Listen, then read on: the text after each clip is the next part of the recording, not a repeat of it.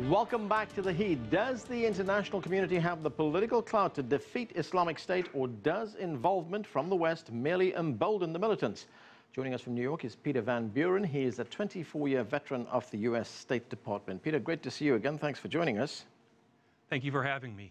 I've been reading some of what you've been writing, and you've used some pretty tough language to describe the situation in Iraq. You call it a disastrously deteriorating situation, a spreading conflict leading to nowhere. But what options does the U.S. have right now? I think the most important question to ask is this in fact something that America should be doing? In terms of options, the question first of all should we be doing anything at all? After that, the only option that exists is to manage the current state of chaos, the breakup of Iraq into 3 separate states, and try to bring that to as peaceful and as nonviolent a conclusion as possible. Well, what the administration has done in the past few weeks is to announce that they're going to be sending in 450 more advisors, trainers. Is that just a token gesture, or is it expected to tilt the balance against ISIL?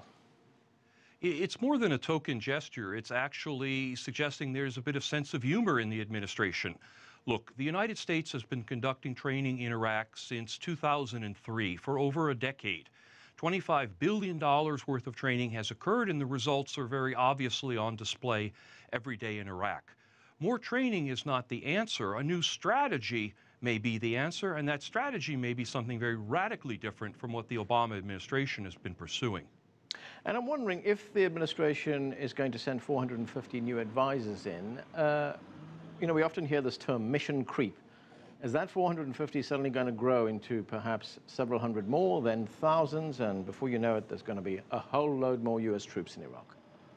Well, in a way, they already are there. Keep in mind that about a year ago, there were 300 U.S. troops in Iraq, and most of them were in arms sales and things like that. Now, a year later, we've got 3,500. I think what most people don't know, however, is the United States also has over 6,000 military contractors in Iraq at present, basically 2 for every uniformed soldier that's already there. That's in addition to the world's largest embassy in Baghdad, where America maintains a classified number of diplomats, but the number certainly extends into the hundreds. The mission creep has already occurred. It just may not be as obvious as we'd like to think.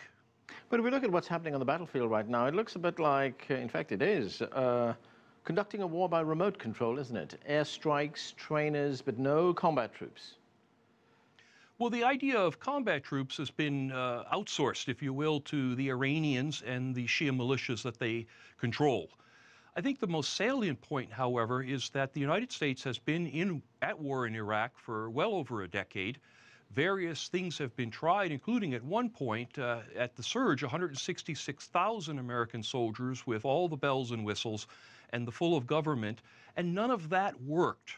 Why more ground troops or more trainers or more remote control bombings are going to do something different than all that did is nearly impossible to believe. It's really a sense of that definition of mental illness that some people kick around, doing the same thing over and over again, expecting a different result. Right, you mentioned Iran. The U.S. has enlisted the help of Iran to take on ISIL. Whatever happened to the coalition that was supposed to be made up of some 60 nations, most of them being Arab nations, that were going to take on the militants in Iraq and Syria? What did happen to that coalition? The State Department on its website still lists 65 countries and entities as active members of the coalition. At the same time, the United States is flying over 85% of all of the air missions itself. Its usual Western partners, the British, the Canadians, the French, are flying most of the other there. The Arabs have never sent the ground troops that were promised, have never done any of the things that were supposed to make this a regional, local problem. Instead, the coalition exists at best as a photo op. Meanwhile, the Iranians are pursuing their own goals, oftentimes with American help, oftentimes at loggerheads with larger American goals. It's a twisted situation. Well, looking at what the American goals are, there has been talk here in Washington at the Pentagon of actually expanding the involvement of the United States, especially in Anbar province, which is a Sunni-dominated province, building more training bases, as they call it, sending in more troops. I mean, does this constitute a strategy, or is it just another reaction to something that is happening there? It's at best desperation, it's at best frustration. At the peak of American involvement in Iraq, we had 505 bases, including quite a few in Anbar province. And none of that seemed to disarm the Sunni-Shia divide, and none of that seemed to do much about ISIS. We need to remember that ISIS existed in Iraq in one form or another since about 2006. And prior to that, al-Qaeda in Iraq, the predecessor of ISIS, was happily ensconced in Iraq long before that. The strategy of America attempting to solve an internal civil war-like problem in Iraq has failed. It has failed over a period of years. It has failed over an extraordinary expenditure of lives and of money. And the fact that the Obama administration has nothing else to do but try to go back to the future and staff up Iraq again suggests a form of desperation that, forgive me, borders on almost pathological. And what kind of a role is Iraqi troops playing in this? You know, we had the Secretary for Defense, as I just mentioned to our previous guest, who testified before Congress about a week ago, in which he said the intention was to train something like 24,000 to 26,000 troops in Iraq. Only 7,000 turned up to register for this training. Well, only 7,000 turned up to register, and more importantly, none of the trained troops have actually been employed in the battlefield. And this suggests really the underlying issues here.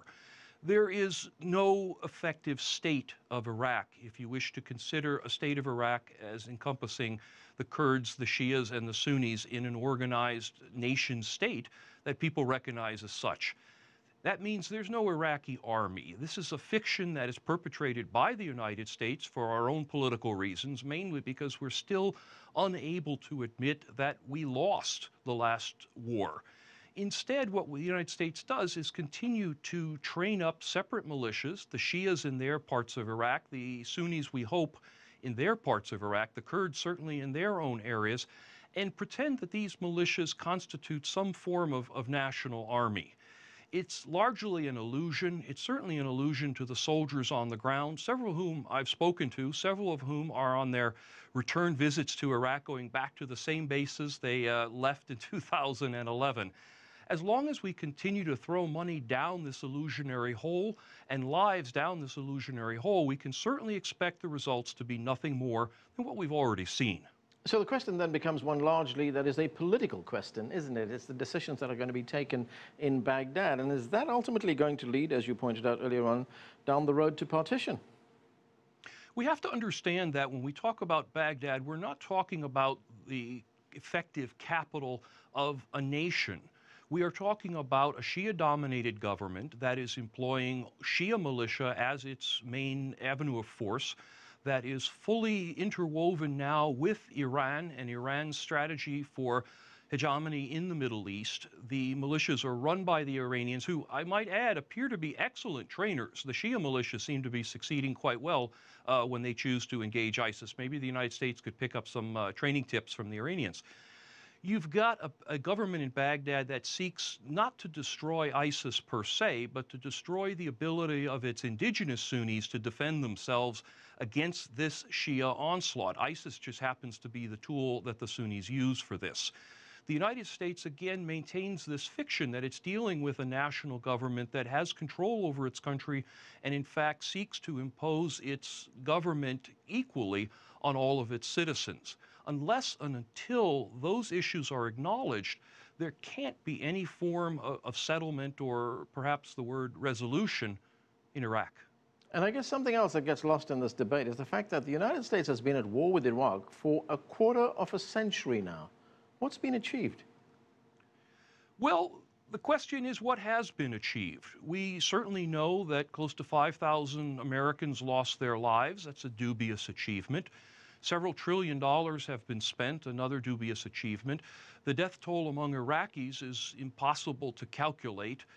In terms of actual achievement, I really am hard-pressed to answer your question. In fact, I think Washington is hard-pressed to answer your question. I suspect if you put that question to President Obama after some pretty words, he himself would be very difficult to point to any particular achievement in Iraq. Peter Van Buren, thanks for joining us, sir. My pleasure. Thank you.